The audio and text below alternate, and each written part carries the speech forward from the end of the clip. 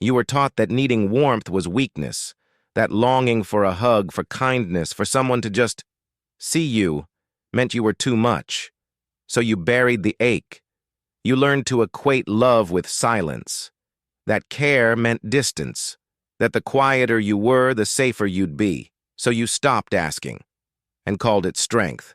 You believed your need for closeness was a burden, because once saying "I miss you" made the silence heavier. So now you carry your loneliness like armor.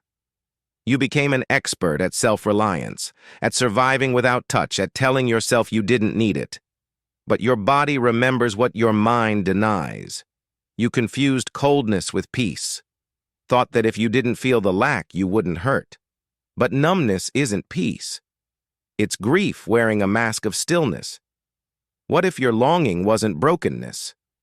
What if it was a compass, pointing you not to neediness, but to belonging?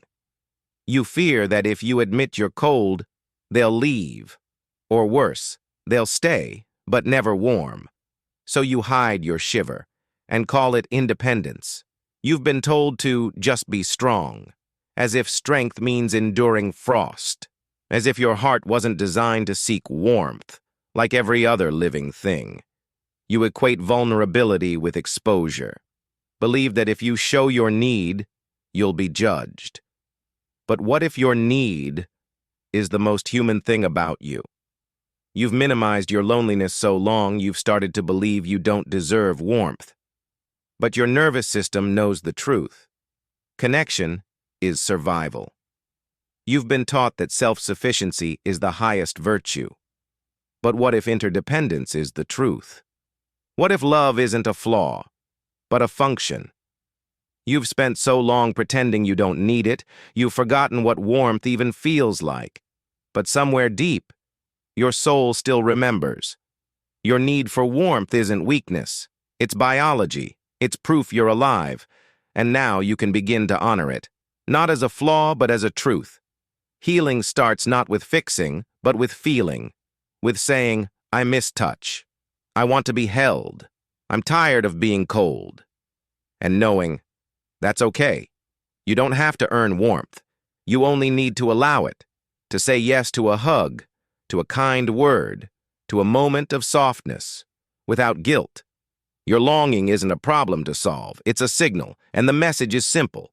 You were never meant to survive this cold alone. You are allowed to want, to yearn, to reach, to exist with open hands. That's not desperation, it's courage. This isn't about becoming less sensitive, it's about becoming seen, and learning that your need for warmth is not a burden, it's a bridge. You don't have to stay in the cold forever. You don't have to choose between pain and isolation. You can learn to let warmth in, slowly, safely, with care. Start by listening to the part of you that still fears connection, to the child who learned to freeze. Honor that fear, then gently invite it to thaw. Your need for closeness isn't a flaw, it's a truth, and the fact that you still long for it, after everything, is not weakness. It's hope. Healing isn't about becoming numb. It's about creating safety, a space where you can feel, without fear, without shame, without needing to freeze. You are not broken. You adapted, and now you can evolve. Not by becoming someone new, but by returning to the self that was always there.